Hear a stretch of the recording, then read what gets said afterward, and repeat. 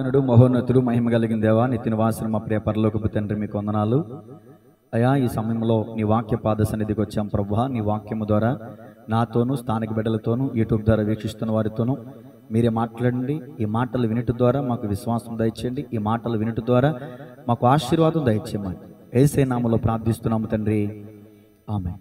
అందరికి వందనాలండి. మరొకసారి ప్రభు నామములో అందరికి వందనాలు. God bless you all. మీ పక్క వాళ్ళకి షేక్ ఇచ్చి గాడ్ బ్లెస్ యు అని చెప్పండి. ప్రేమ పలకరింపు ఒక క్షణం మాత్రమే, పక్కనున్న వాళ్ళకి ఒకళ్ళకి ఇస్తే చాలు. ఓకేనండి, సరే వాక్యంలోనికి వెళ్దాం.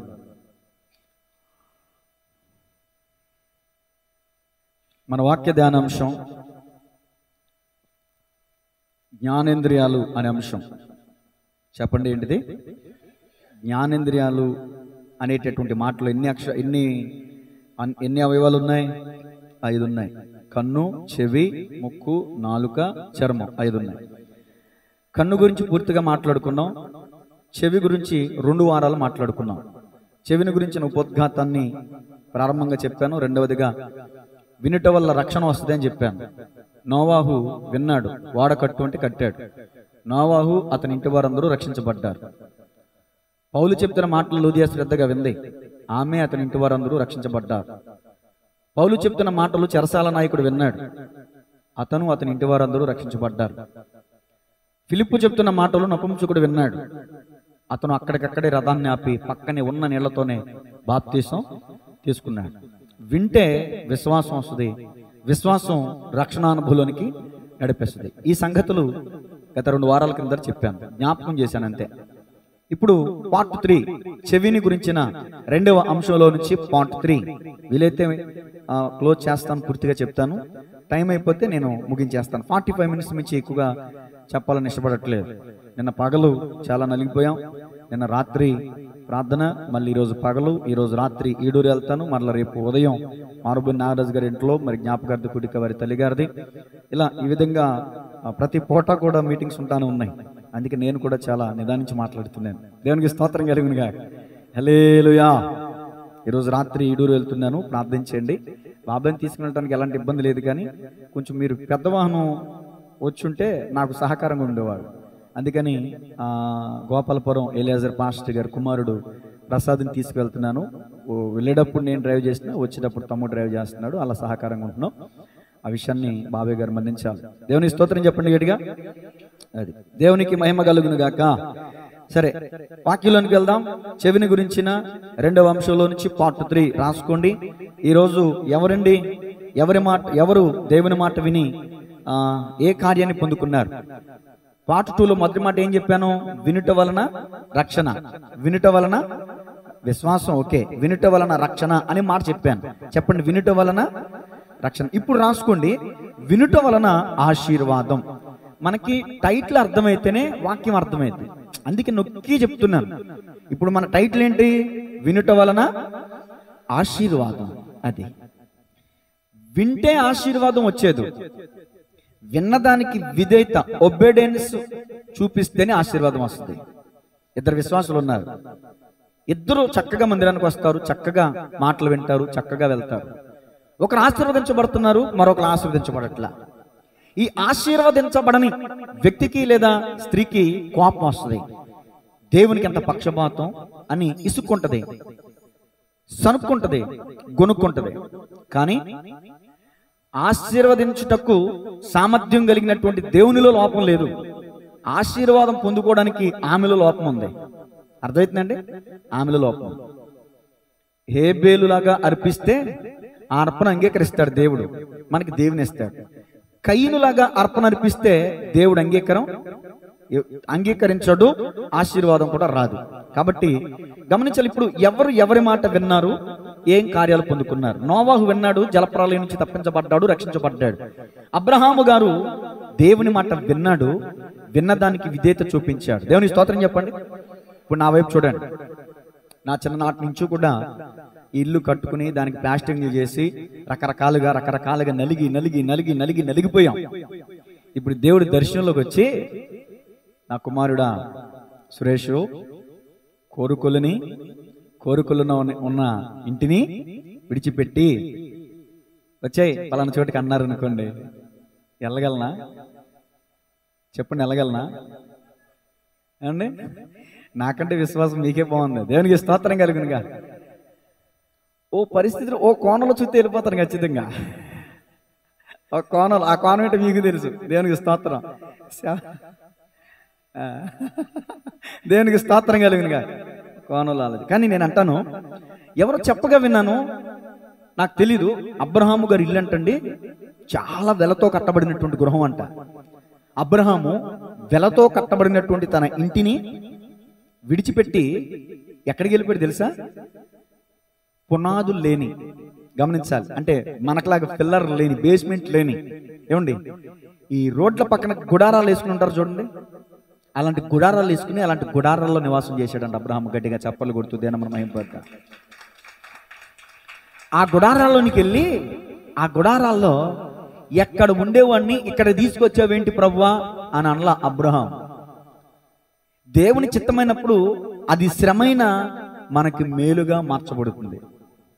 మనం ప్రస్తుతం చూస్తున్నాం, కానీ దేవుడు దూరదృష్టి కలిగిన వాడు. అబ్రహాం అలా అడగలేదు కాబట్టి, ఏంటినైనా ఈ గుడారాలేంటి, ఈ ఎండేంటి, వానేంటి, చెట్ల కింద పుట్ల కింద పడుకుంటావేంటి అని అనలేదు కాబట్టి అబ్రహాము సంతతిని దేవుడు ఆకాశ నక్షత్రాలాగా దీవించేశాడు. దేవునికి స్తోత్రం కలుగునుగా. మనం అడుక్కొడుక్కి ప్రశ్నిస్తాం. అడుక్కొడుక్కి ప్రశ్నించడమే కాదు, నిలదీస్తాం దేవుని పట్టుకుని. అసలు దేవుడు అనేవి ఆయన కనిపిస్తే కాళ్ళు పట్టుకుని అడిగేద్దాం అన్నంత కసి ఉంటుంది మీలో. నేను అంటాను, అబ్రహాం అంత విశ్వాసం మనలో లేదు కాబట్టి అలాంటి పరిస్థితులు. అబ్రహాము వంటి విశ్వాసం మనకుంటే అగ్నిగుండంలో పరదోసేసినా వెళ్ళిపోతాం, సింహాల బోన్లో పరదోసేసినా వెళ్ళిపోతాం. ఏంటి అని ఎదురు తిరిగి మనం ప్రశ్నించాం. అసలు అక్కడ ఉంటున్న మాటలు అద్భుతం. యెహోవా అబ్రహామును పిలిచాడు. అబ్రహామా, వెంటనే అబ్రహాం ఏమన్నా తెలుసా?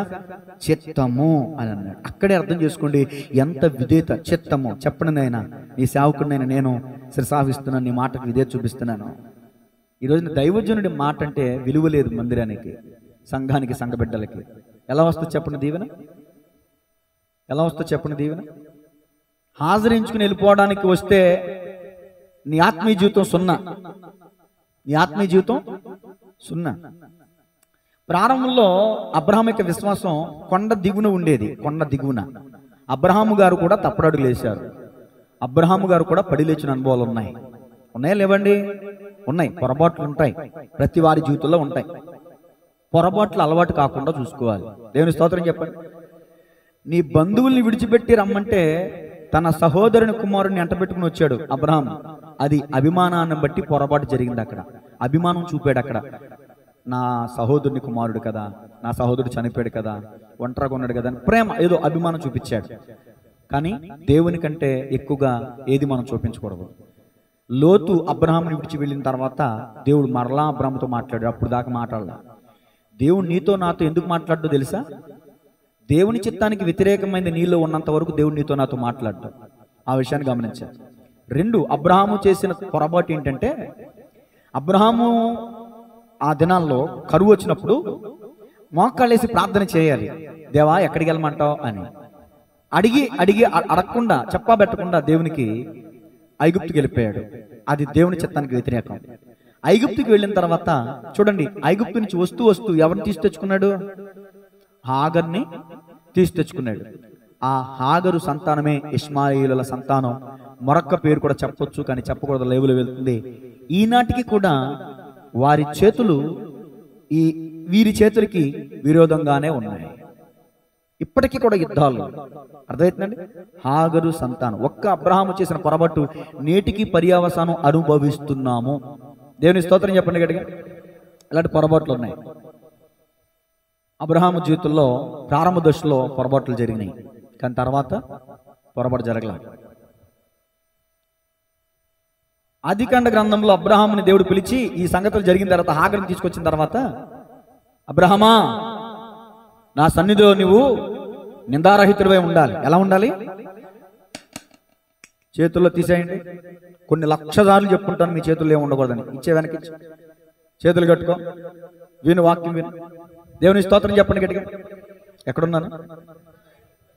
అబ్రహాముతో దేవుడు సూటిగా చెప్తున్నాడు, ఇదిగో అబ్రహమా, నువ్వు నా సన్నిధిలో ఎలా ఉండాలి? నిందారహితుడిగా ఉండాలి. అప్పటి నుంచి మళ్ళీ తప్పు చేయాల. దేవునికి స్తోత్రం కలుగునుగా, దేవునికి మహిమ కలుగునుగాక. కాబట్టి గమనించండి, అబ్రహాము ఆశీర్వదించబడ్డానికి గల కారణం ఏంటంటే దేవుని పిలుపు విన్నాడు. వింటం మాత్రమే కాదు, విధేయత చూపించాడు. మనందరం ప్రతి ఆదివారం వచ్చి వాక్యాలు వింటున్నాం, కానీ ఉపయోగం లేదు. కారణం ఏంటి తెలుసా? వాక్యానికి విధేయత చూపించట్లేదు. విధేయత చూపించట్లేదు. హాస్పిటల్కి వెళ్ళాం, అనారోగ్యం వచ్చింది, టాబ్లెట్లు ఇచ్చారు. ఉదయం పడగరుపున వేసుకోండి, మధ్యాహ్నం తిన్నాక వేసుకోండి, రాత్రి పడుకునే ముందు వేసుకోండి. వేసుకుంటామా? వేసుకుంటాం. ఎందుకని వేసుకోం? అది వేసుకోతే ఆరోగ్యం రాదుగా. జ్వరం కదా, నోరు చేతి తగ్గదు కదా, ఏం తింటాక ఉండదు కదా, తుమ్ములు దగ్గులు విపరీతమైన మనస్తాపన మామూలుగా ఉండదు కదా. మరి ఆ టాబ్లెట్లు వేసుకుంటే ఆరోగ్యం వస్తుంది. మరి టాబ్లెట్ అనబడిన ఈ వాక్యాన్ని నువ్వు అనుసరిస్తేనే కదా నీకు ఆరోగ్యం వచ్చేది. ఈ వాక్యాన్ని అనుసరించినంత వరకు నీకు నాకు రోగం, ఆత్మీయ రోగం ఇది. కంటికి కనబడదు, ఆత్మీయ రోగం ఇది. బక్క చిక్కిపోతావు, ఆత్మీయంగా ఆధ్యాత్మికంగా బక్క చిక్కిపోతావు. 6 దినములు నీవు నీ కొరకు పని చేసుకునవలెను, 7వ దినము విశ్రాంతి దినం. నీ దేవుడైన యెహోవా మందిరములో నీవు కనబడవలెను. కనబడుతున్నారా? చాలా మంది. ఎంతమంది ఉన్నారు ఇప్పుడు మందిరం? 40 మంది కాస్త 20 మంది అయిపోయారు. ఏమైపోయారు ఇంకా మిగిలిన 20 మంది? భయం లేదు వాళ్ళకి, వాక్యం అంటే అర్థం కావట్లేదు వాళ్ళకి. అనొచ్చు, మా పరిస్థితులు అవ్వండి, మా కష్టాలు అవ్వండి. పౌలు గారు అన్నారు, ఏవేమి నాకు లాభకరంలో వాటిని నేను నష్టంగా పెంటతో సమానంగా ఎంచుకున్నాను. 6 రోజులు నా మందిరానికి రండి, ఒక్కరోజు మీరు పనికి వెళ్ళండి అన్నాడు ఆయన. చెప్పండి, పోనీ రోజంతా మనం వచ్చేస్తాం, రోజంతా మనం చర్చిలో ఉండిపోతాం. మనం 2 గంటలు, ఆ 2 గంటలు గంట లేటుగా వస్తాం, గంట ఉంటాం మనం వారానికి. 90 రూపాయలు మీరు తీసుకుని 10 రూపాయలు నాకేమండి అన్నాడా? లేకపోతే 10 రూపాయలు మీరు తీసుకుని 90 రూపాయలు నాకు ఇచ్చేయండి అన్నాడు ఆయన. కానీ దానికి కూడా మనసు ఒప్పదు, అంగీకారం. దేవుడు చెప్పింది చేయడానికి మనకు మనసు ఉండదు. నువ్వు చెప్పింది దేవుడు వినేయాలి. సీఎం పిఎం మరి మనం కొంచెం కఠినంగానే ఉంటుంది, మాట బాధాకరంగా ఉంటుంది. దయచేసి నన్ను మన్నించాను. ఒక మాట చెప్పమంటారండి, అబ్రహాము చెప్పింది దేవుడు చేస్తాడు. ఎందుకని? నేను చెప్పింది మీకు అర్థమైందా? నెమ్మదిగానే చెప్తున్నాను కదా. అబ్రహాము చెప్పింది దేవుడు వింటాడు. ఎందుకని? అబ్రహాము దేవుడు మాట అన్నాడు కాబట్టి. నీ మాట నా మాట దేవుడు ఎండో. కారణం ఏంట్రా? చరణం మన దేవుని మాట అంతే. చాలా సింపుల్ లాజిక్ అది. దేవుడు మనం దీవించాలంటే, ఆశీర్వదించాలంటే మనం దేవుని మాట వినాలి. ఇప్పుడు రేపటి చదవండి, ఆదికాండం 12వ అధ్యాయం 1 నుంచి 4 వచనాలు. యెహోవా, నీవు లేచి నీ దేశం నుండి, నీ బంధువుల యొద్ద నుండి, నీ తండ్రి ఇంటి నుండి బయలుదేరి నేను నీకు చూపించు దేశమునకు వెళ్ళుము. నిన్ను గొప్ప జనముగా చేసి నిన్ను ఆశీర్వదించి నీ నామమును గొప్ప చేయుదును. నీవు ఆశీర్వాదముగా ఉందువు. ఇదిగో నిన్ను ఆశీర్వదించు వారిని ఆశీర్వదించను. ఇక్కడ నేను అడుగుతున్న ప్రశ్న, అబ్రహామా నిన్ను ఆశీర్వదిస్తాను అని అన్నాడు దేవుడు. నా వైపు చూడండి ఒకసారి, అందరూ నా వైపు చూడండి, బైబిల్ చూడకండి, నా వైపు చూడండి. అది గట్టిగా చప్పట్లు కొట్టండి ఒకసారి. నిన్ను ఆశీర్వదిస్తానని అనలేదు. అసలు నువ్వే ఒక ఆశీర్వాదం అయిపోతావు. నువ్వు ఎవరింట్లో అడుగెడితే అక్కడ వాళ్ళకి ఆశీర్వాదం వస్తుంది. అది ఆశీర్వాదం అంటే. కొంతమంది అనుకుంటారు, ఎవరైనా వస్తే భయపడిపోతారు. ఈ మధ్యకాలంలో మా తమ్ముడు, పేర్లు చెప్పను, ఇంట్లోకి వచ్చి కూర్చున్నాడు. ఓ సహోదరి వచ్చింది, ఉనికిపోతున్నాడు.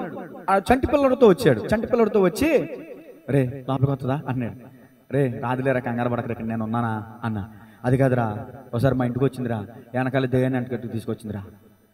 మా అమ్మకి దెయ్యం అంటే సోదరలేదురా, 4 రోజులు బాధపడ్డాం, హాస్పిటల్ తిప్పా అన్నాడు. రే నేను దేవజనుని కదరా, నేను దేవుని సేవకుని కదరా, ఆమె ఇంట్లోకి వస్తే నీకు భయం ఏంటిరా, నేను ఉన్నాను ఎక్కడ అంటే, ఆడి భయమో ఏంటో తెలియదు కానీ వచ్చి ఓ మాట అడిగి వెళ్ళిపోయింది. దేవునికి ఈడి గసగత వణిగిపోయాడండి ఆ మనిషి ఇంటికి వస్తుంటే. చంటి పిల్లడు ఉన్నాడు, ఎక్కడ మళ్ళీ ఆ అమ్మాయి వెనకాల వచ్చిందో ఆత్మ నా చంటి పిల్లడి మీద పడిపోద్ది అన్నాడు భయం. కొంతమంది దెయ్యాలు వెనక తీసుకొస్తారు తెలుసా. దేవునికి స్తోత్రం చెప్పండి, దేవునికి మహిమ కలుగునుగా. అందుకని పెద్దోళ్ళు ఒప్పుకోరు, కాళ్ళు కడుక్కుని ఇంట్లోకి రావాలి, ఎగేసుకుంటూ వచ్చేస్తారు కొంతమంది. అదేంటంటే పాస్టర్ గారు మీరు కూడా ఎలా అంటారు ఏంటండి? ఏమండి సరే, దెయ్యాల విషయం పక్కన పెడితే ఆ కాళ్ళకి ఎంత మురుకుంటుంది. కాళ్ళు కడుక్కోవడం ద్వారా మనకు ఆరోగ్యానికి మంచిది కదా. సైంటిఫికల్గా ఆలోచించండి అండి. ప్రతిదీ ఆచారంతో బోధతో పెట్టి చూడమాకండి అండి. ఏంటండి నా మనసులో అదో లేదండి, వేసి రక్తం. అమ్మో ఇప్పుడు మీరు ఎంత మేధావులండి, దేవునికి స్తోత్రం. ఆవులితే పేగులేకెడతారు అన్నట్టు అసలు నా కడుపులో లేదమ్మా దేవుడు మిమ్మల్ని. దేవుడు నన్ను క్షమించను కాక. దేవునికి స్తోత్రం చెప్పండి. యథార్థంగా చెప్తున్నానండి, నిజంగా ఎక్కడ లేని విషయాలు తీసుకొచ్చారు మీరు. నేను ఎక్కడో ఉన్నాను, మీరు ఎక్కడికో తీసుకెళ్ళిపోయారు. దేవునికి స్తోత్రం చెప్పండి. సరే, వాక్యంలోనికి వచ్చేద్దాం. కొన్ని విషయాలు ఆచారంగా తీసుకొచ్చారు. రాత్రి అయితే గోల్డ్ కత్తిరించకూడదు అంటారు. అది ఆచారంగా పెట్టారు. కానీ అది ఎందుకు పెట్టారు తెలుసా? నైట్ పూట కత్తిరిస్తే సరిగా కనపడదు కాబట్టి గోల్డ్ కత్తిరించిపోయి చిగుళ్ళు కత్తిరించేస్తామని. అందుకని అది మంచిది, కానీ దాన్ని ఆచారంగా చూపించడం వల్ల ఆ గోల్డ్ కత్తిరిస్తే శని వచ్చేస్తుందంట. ఇలా పెట్టుకొచ్చారు. ఉద్దేశం మంచిదే, కానీ పేరు మంచిది కాదు. అర్థమవుతుందా? ఉద్దేశం మంచిదైతే ఏదైనా బాగానే ఉంటుంది. దేవునికి స్తోత్రం చెప్పండి గట్టిగా. కాబట్టి నేను చెప్పే విషయం ఏంటంటే, మీరు ఎవరైనా ఇంటికి వెళ్తే ఆ ఇంటికి వాళ్ళు సంతోషించాలి, హార్ట్ఫుల్గా మిమ్మల్ని వెల్కమ్ చెప్పాలి. అవునంటారు కదంటారా? అగ్గకలు ఆడిపోవాలి. అలా మనం ఉండాలంటే అబ్రహాంలా జీవించాలి. అబ్రహాంలాగా దేవునికి లోబడాలి. ఆశీర్వదించు ప్రభువా, ఆశీర్వదించు, అన్ని దించేస్తాడు. ఏసు రక్తమేజం. ఒక్కొక్కరు ప్రార్థన మొదలెట్టారంటే, ప్రభువా నా భర్తను కాపాడు, నా భార్యను కాపాడు, నా పిల్లను కాపాడు, నా కుక్కను కాపాడు, నా కోడిని కాపాడు, అన్ని పాడే, నా ఉద్యోగాన్ని కాపాడు, అన్ని పాడే. అసలు నువ్వు ఎంతవరకు దీవెన దీవెన దీవెన అని అడుక్కుంటావు? నువ్వు దీవెనగా మార్చబడవా? దేవునికి నా మాట అర్థమవుతుందా? మనం దీవెనలు అడుక్కుంటాం కదా, ఇంకా నువ్వు దీవెనగా మార్చబడాలి, నువ్వు ఆశీర్వాదంగా మార్చబడాలి. దేవునికి స్తోత్రం కలుగును గాక. కాబట్టి గమనించాలి, అబ్రహాముకి దేవుడిచ్చిన వాగ్దానం, అబ్రహామా నీవు ఆశీర్వాదంగా ఉంటావు. చదవండి, ఇంకా మూసేశారు బైబిల్లో. నిన్ను ఆశీర్వదించు వారిని. అసలు ఇది ఇంకెంత గొప్ప అద్భుతం అండి. విన్నారా? మీరు పూర్తిగా దేవుని మాట వింటే, మిమ్మల్ని ఎవరిని ఆశీర్వదిస్తే దేవుడు వాళ్ళని ఆశీర్వదిస్తాడంట. ఒకవేళ మిమ్మల్ని ఎవరిని శపిస్తే, ఉందా అక్కడ మాట? అబ్బా నిన్ను దూషించు వారిని నేను, అసలు మీరు ఇంకా బాధపడక్కర్లేదు. మిమ్మల్ని ఎవరైనా పొరపాటున మాట తోలనడితే మిమ్మల్ని ఎవరైనా ఒక మాట అంటాడు చచ్చాడే. అర్థమవుతుందా? ఇప్పుడు మీ పిల్లోడిని ఎవరన్నా అంటూ ఊరుకుంటారండి మీరు? మగాళ్ళు అయితే లింగిలు దోపేసి వెళ్ళిపోతారు, ఎవడరా నా కొడుకుని అనేది అని.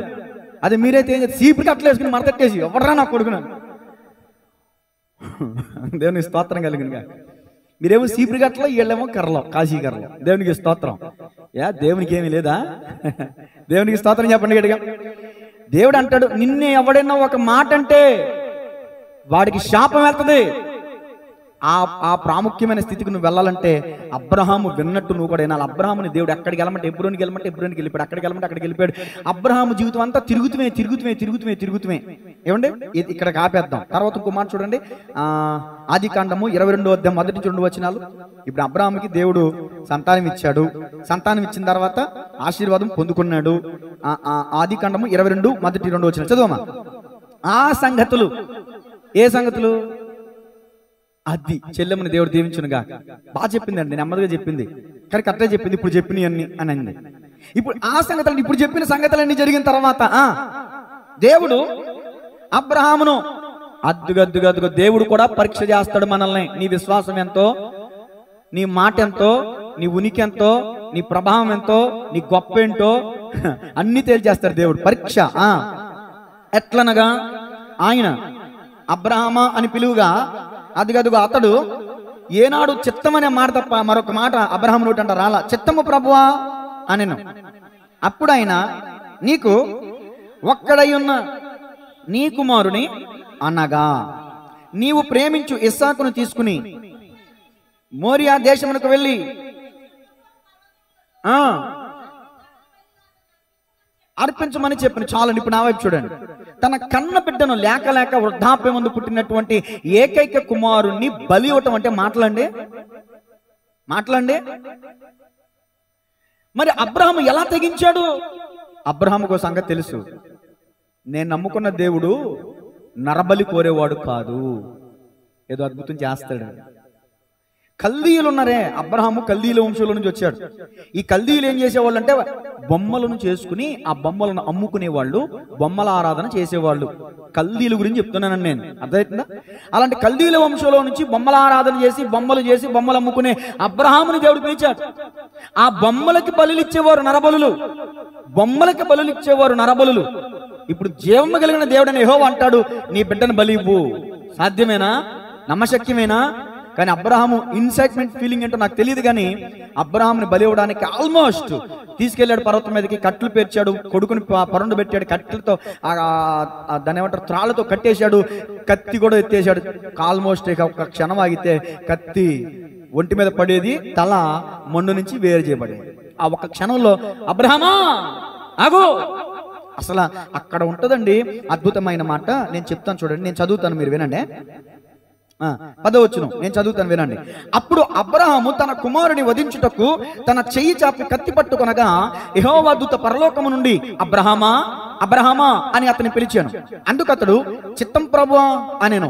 అప్పుడు ఆయన, ఆ చిన్నవాని మీద చెయ్యి వేయకుము, అతని ఏమీ చేయకుము, నీకు ఒక్కడై ఉన్న నీ కుమారుని నాకు వెనుదీయలేదు గనుక నీవు దేవునికి భయపడువాడవని ఇందువలన నాకు కనబడుచున్నదనేను. దేవుని స్తోత్రం చెప్పండి. అసలు నువ్వు దేవునికి భయపడుతున్నావా లేదా అనేదో పరీక్ష చేస్తాడంట దేవుడు. అర్థమవుతుందండి? ఆదివారమే చుట్టాలు వస్తారు. అసలు నేను మోటార్ ఫీల్డ్ లో ఉన్నప్పుడు అండి, ఆదివారమే 2000 రూపాయలు కిరాయి వచ్చేది. ఉత్తు రోజుల్లో ఏగలు తోలుకుంటూ కూర్చునేవాళ్ళం. ప్యాసింజర్స్ ఉండేవాళ్ళు కాదు, కిరాయిలు ఉండేవి కాదు. ఏగలు తోలుకుంటూ కూర్చుంటే ఆదివారమే 2000 రూపాయలు కిరాయి వస్తే అది ఎవరికైనా అప్పగిస్తే తర్వాత మరలా ఖాతా నాకు వస్తానికి కూడా కొంచెం టెన్షన్ అయ్యేది, కొంచెం ఇబ్బంది అయ్యేది. ఈ మాట దయచేసి గమనించాలి. కానీ దేవుడు నన్ను ఎక్కడ కూడా చేయి చాచనివ్వాల. దేవుని స్తోత్రం చెప్పండి గట్టిగా. మరి దేనికి కిరాయి వచ్చిందని, చుట్టాలు వచ్చారని, పక్కాలు వచ్చారని, పండగ వచ్చిందని, లోకస్తుల పండగ అని చెప్పి వాళ్ళ గురించి వీళ్ళ గురించి నువ్వు దేవుని మందిరాన్ని విడిచిపెట్టేస్తున్నావంటే నువ్వు దేవునికి భయపడేవాడవు కాదు అనే సంగతి స్పష్టమవుతుంది. అర్థమవుతుందా? దేవునికి భయపడేవాడు అని ఇందువలన నాకు అర్థమైంది. మరి నువ్వు దేవునికి భయపడేవాడవా కాదా? పరిశుద్ధ గ్రంథంలో దేవునికి భయపడే వారందరూ కూడా దీవించబడిన పరిస్థితి మనం చూస్తున్నాం. దేవునికి భయపడని వాళ్ళందరూ కూడా శపించబడినట్లుగా మనం చూస్తున్నాం. శాపాల గురించి చెప్పడానికి నాకు ఇష్టమే లేదు, మనసే లేదు, నేను చెప్పను. దయచేసి 2 చేతులు జోడించి చెప్తున్నాను, దేవుని మాటను శ్రద్ధగా ఆలకించండి. వినటం మాత్రమే కాదు, విధేయత చూపండి. అప్పుడు ఆశీర్వాదం పొందుకుంటారు. శ్రమ వస్తుంది, కష్టం వస్తుంది, ఇరుకు వస్తుంది, బాధ వస్తుంది. మందిరాన్ని విడిచిపెట్టేస్తావా? దేవుడిని విడిచిపెట్టేస్తావా? కన్న కొడుకుని బలిమ్మంటేనే దేవుడిని విడిచిపెట్టాల. దేవుడే నాకు కావాలన్నాడు. నీకు కన్న బిడ్డ కావాలా, నేను కావాలంటే అబ్రహాం ఏం చెప్పాడు చెప్పండి? ఏం చెప్పాడు చెప్పండి? దేవుడే కావాలన్నాడు. నాకు కనబెట్టొద్దు. ఎందుకని? ఆ కనబెట్టినిచ్చింది నువ్వేగా. మరి నీకు వ్యాపారం కావాలా, దేవుడు కావాలా? అందరూ అదే మాట. అందరూ నాకు వ్యాపారమే కావాలి, మాకు దేవుడు వద్దండి. నాకు ఉద్యోగమే కావాలి, నాకు దేవుడు వద్దండి.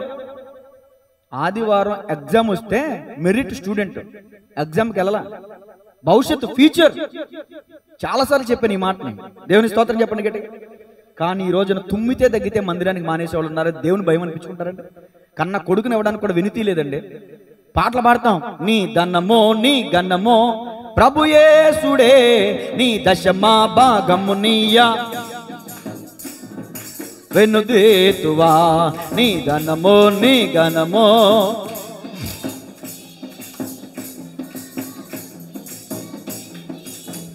అబ్రహాముకి ఒక్కగానొక కుమారుని ఇవ్వడానికి వెనుదీశాడా? మరి మనం దేవుని సొమ్ము దేవునికి ఇవ్వడానికి వెనుదీస్తున్నామా? ఎందుకని? కరెంట్ బిల్ కట్టుకోవాలండి, పాల బిల్ కట్టుకోవాలండి, బజారీ బిల్ కట్టుకోవాలండి, ఆ వైఫై బిల్ కట్టుకోవాలండి, ఆ బిల్ కట్టుకోవాలండి. ఈ బిల్లులన్నీ కట్టకపోతే నీకేంటంట? లాస్. మరి దేవుని బిల్లు కట్టకపోతే లాస్ కాదా? ఏమండి? దేవుని సొమ్ము దొంగిలించి ఆశీర్వాదం పొందుకోగలమా? దేవునికి ఇవ్వవలసింది దేవునికి ఇస్తే, మనం విత్తాల్సింది విత్తితే ఆశీర్వాదం వస్తుంది. విత్తనం విత్తకుండా నాకు ఆశీర్వాదం వచ్చేయాలంటే ఏమొస్తుంది చెప్పండి? 2 వ్యక్తులు ఉన్నారండి. ఇతనికి ఒక అరెకరం ఉంది, ఇతనికి ఒక అరెకరం ఉంది. ఒక అతను ఒక మాట అన్నాడు, ప్రార్థన వల్ల ఏదైనా సాధ్యమే అని. వెళ్ళిపోయి పొలంలోకి వెళ్ళి ప్రార్థన చేస్తున్నాడు. ప్రార్థన వల్ల ఏదైనా సాధ్యమని చెప్పాడు పాస్టర్. నేను ప్రార్థన చేస్తాను, నేను విత్తనం, నేను నీళ్లు పోయిను, నాకు పంట రావాలని ప్రార్థన చేస్తున్నాడు. పంటలు పడి మరొకడు విత్తనం విత్తాలి, భూమిని దున్నాలి, మన విత్తనం విత్తేనే కదా పంట వస్తుందని చెప్తే మరొక వ్యక్తిని ఆ పక్క పొలంలోనే వెళ్ళి పొలాన్ని దున్నాడు, చక్కగా నీళ్లు పెట్టాడు, చక్కగా విత్తనం వేశాడు, చక్కగా ప్రార్థన చేస్తున్నాడు. నేను అడుగుతున్న ప్రశ్న, ప్రార్థన చేస్తున్న వ్యక్తి పొలం పండిద్దా? విత్తనం వేసి కష్టపడినటువంటి వ్యక్తి పంట పండిద్దా? మరి ప్రార్థన చేసిన వ్యక్తి పంట ఎందుకు పండదు?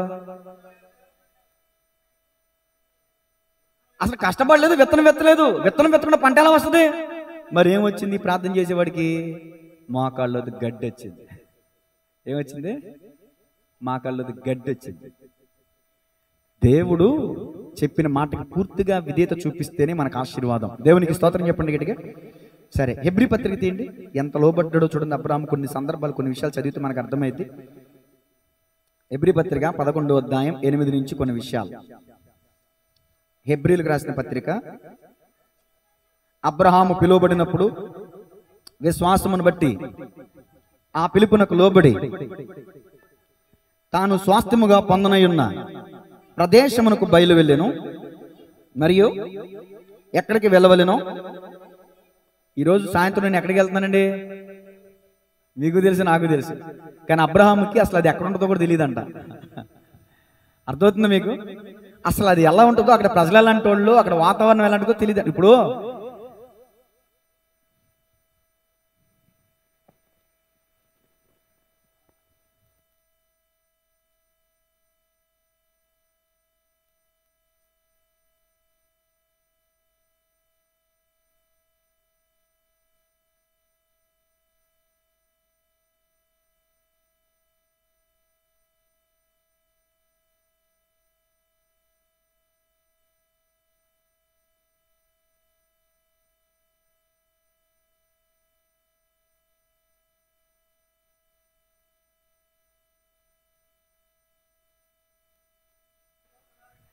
దేవునికి స్తోత్రం చెప్పండి గట్టిగా.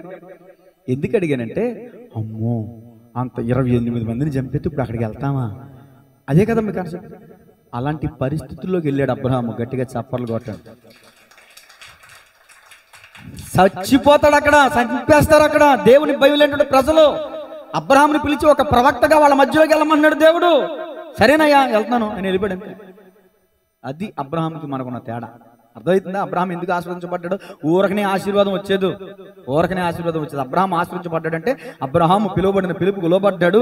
అసలు వెళ్ళవలసిన ప్లేస్ ఎలాంటిదో తెలియకుండానే వెళ్ళాడంట. అక్కడ ఎంత దౌర్భాగ్యపు, ఎలాంటి భయంకరమైన పరిస్థితులు ఉంటాయో తెలిసి కూడా ఆ స్థలం ఎలాంటిదో కొన్ని సందర్భాల్లో తెలియకపోయినా వెళ్ళాడంట. చూడండి తర్వాత చదవండి.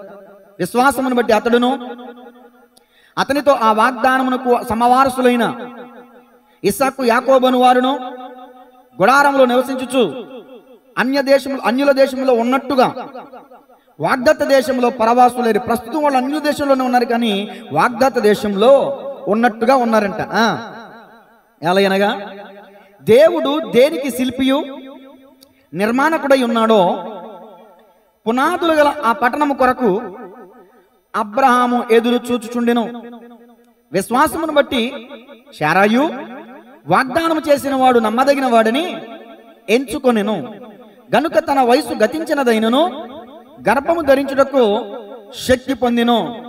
అందుచేత మృతతుల్యుడైన ఆ ఒకని నుండి సంఖ్యకు ఆకాశ నక్షత్రముల వలెను సముద్ర తీరమందు లెక్కింప శక్యము కాని ఇసుక వలెను సంతానము కలిగెను. దేవునికి స్తోత్రం చెప్పండి గట్టిగా.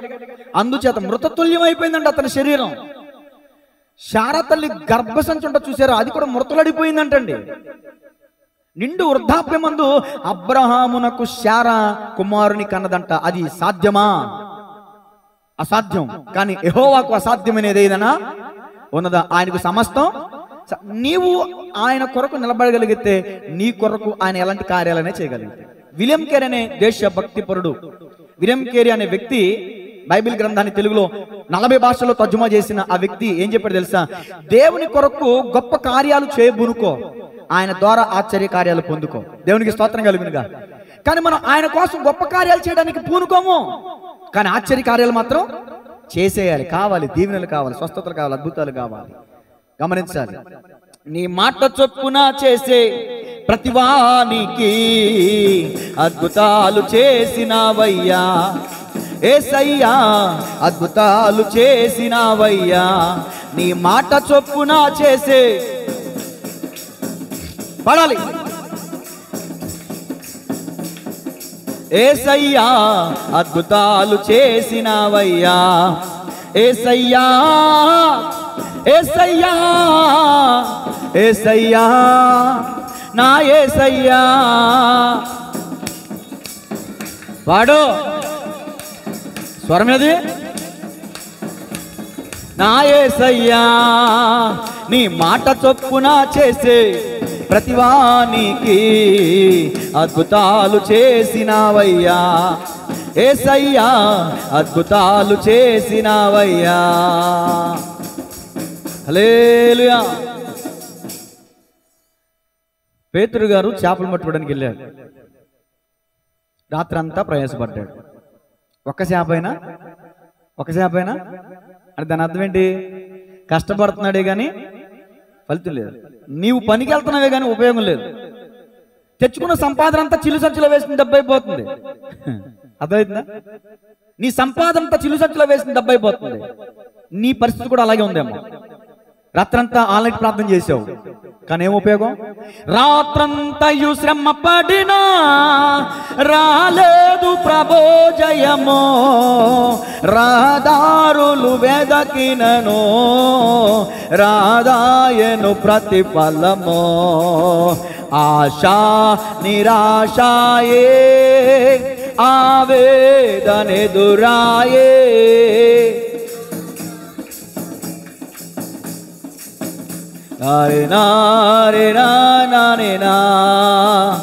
నడిపేంచు నావా నడి సాంద్రమున దేవా.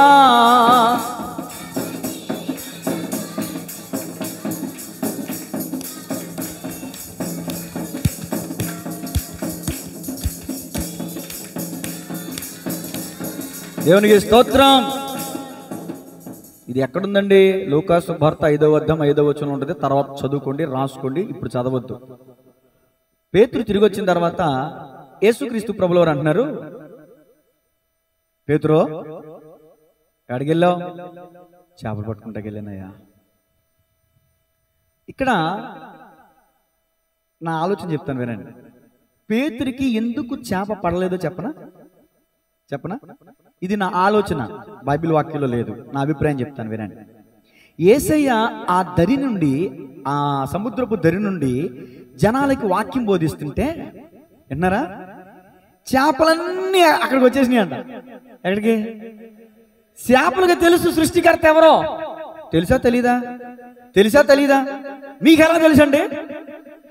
అబ్బా సిస్టర్ గారు కొట్టండి అప్పట్లా. యోనా అదిగో సముద్రంలో పడవై పడతాడు. ఓ తిమ్మింగలమా సిద్ధం మింగేసింది వెళ్ళిపోయి. లోపల యోనాను పెట్టుకుని 3 రోజులు ఏం తింటలేదు. 3 రోజులు ఉపవాసం ఉంది శాప దేవుని మాట ఉంది. సిగ్గుండాలి మనకి.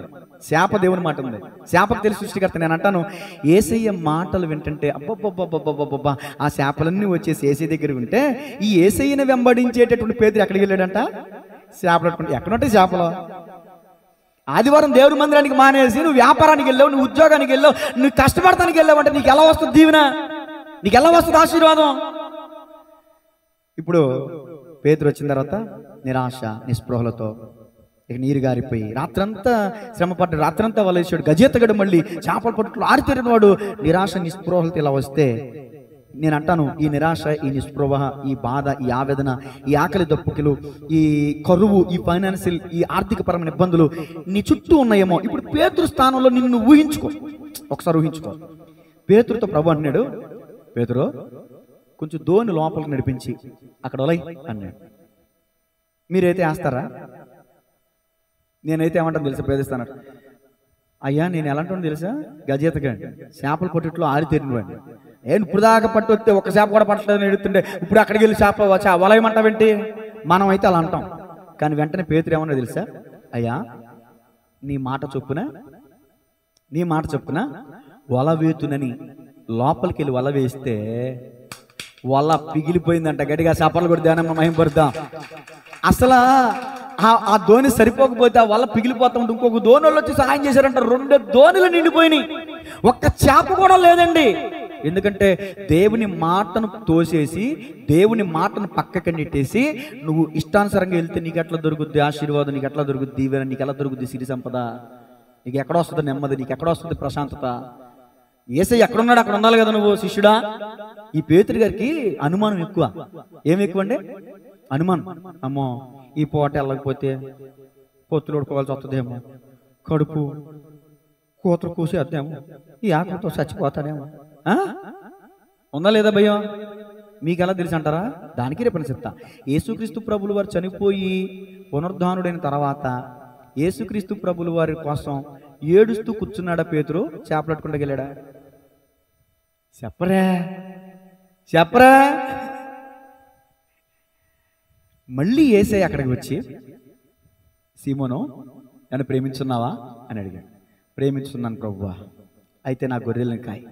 మళ్ళీ రెండోసారి, పేతురు నన్ను ప్రేమించున్నావు. 3 సార్లు ఎందుకు అడిగాడు? అడిగిన ప్రశ్నే యేసయ్య.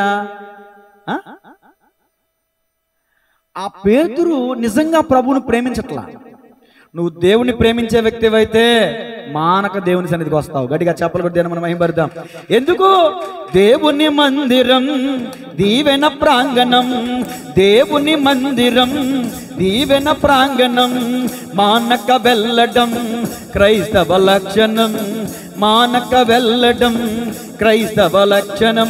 వేచి ఉన్నది ఆశీర్వాదము, లోనికొచ్చిన నీ సొంతము.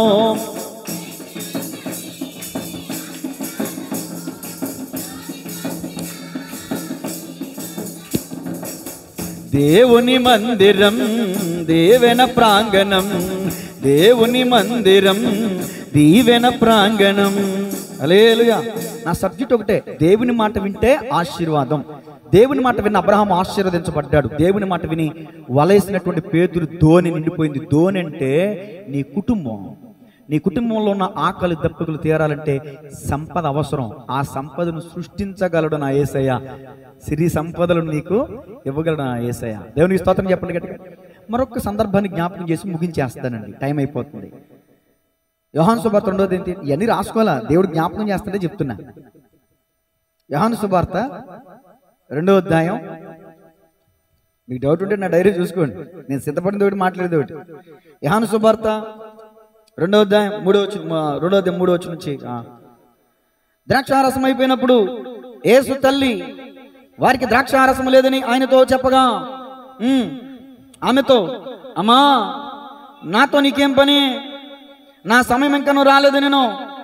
ఆయన తల్లి పరిచారకులను చూచి, ఆయన మీతో చెప్పినది చేయుడు నేను. యూదుల శుద్ధీకరణాచారం ప్రకారం 2-3 తూములు పట్టు 6 రాతి బాణలు అక్కడ ఉంచబడి ఉండెను. యేసు ఆ బాణలు నీళ్లతో నింపుడని వారితో చెప్పగా, వారు వాటిని అంచుల మట్టుకు నింపిరి.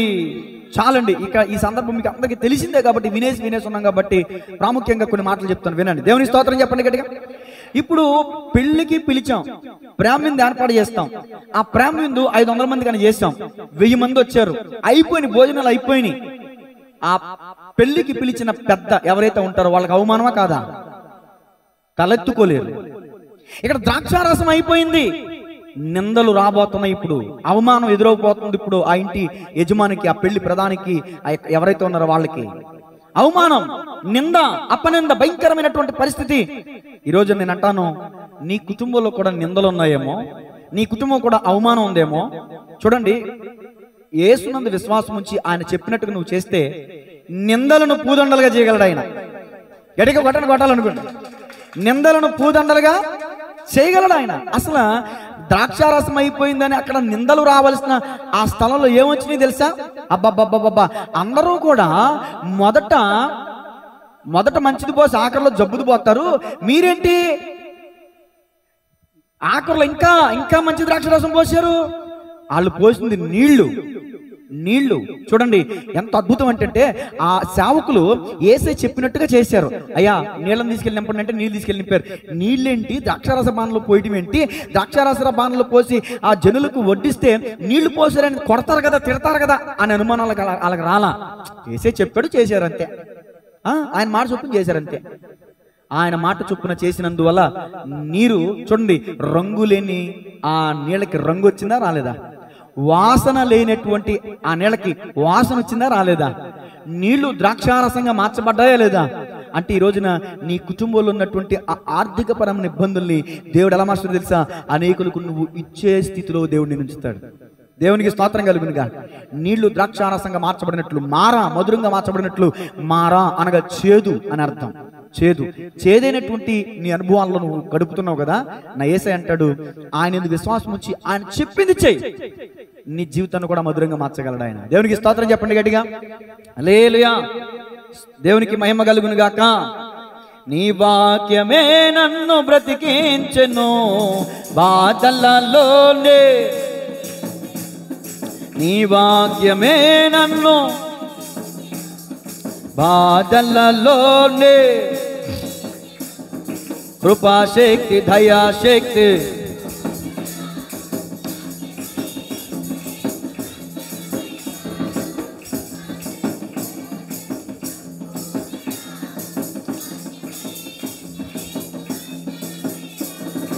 నీ వాక్యమే నన్ను బ్రతికించెను బాధలలోనే మదినిచెను, నీ వాక్యమే నన్ను బ్రతికించెను బాధలలోనే మదినిచెను. నిందలను అవమానములను తొలగించమని కోరగా,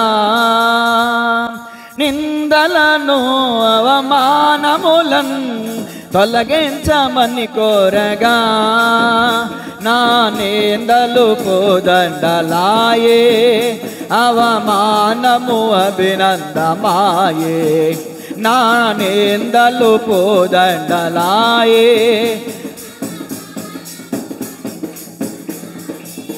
హల్లెలూయా హల్లెలూయా హల్లెలూయా యేసయ్యా, హల్లెలూయా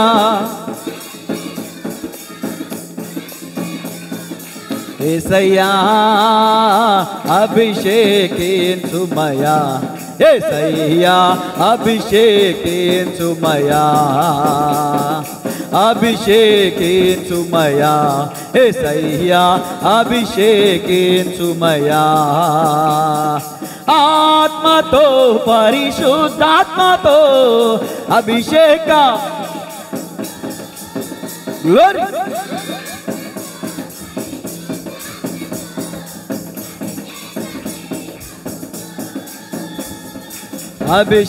అభిషేకించుమయా యేసయ్యా, అభిషేకించుమయా.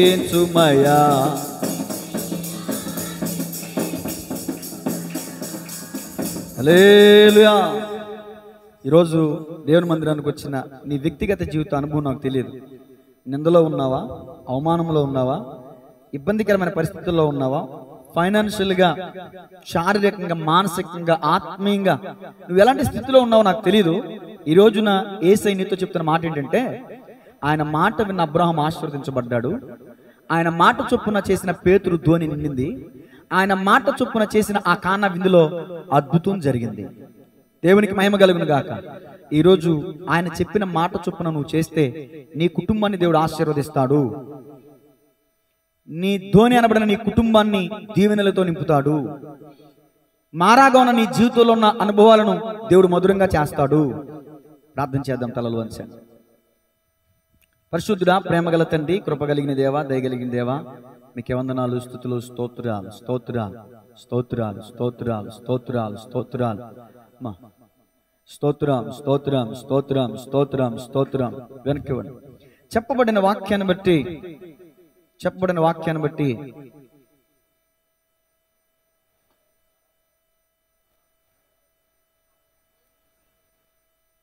పావని ప్రార్థన చేస్తాం.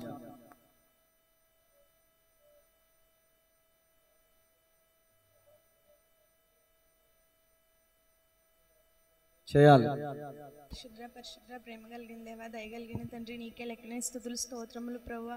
అయా నాయన తండ్రి ప్రభువా, దేవా నీకే స్తుతులు స్తోత్రములు ప్రభా. కూడా వచ్చిన ప్రతి ఒక్క బిడ్డను మీరు జ్ఞాపకం చేసుకోండి ప్రభా.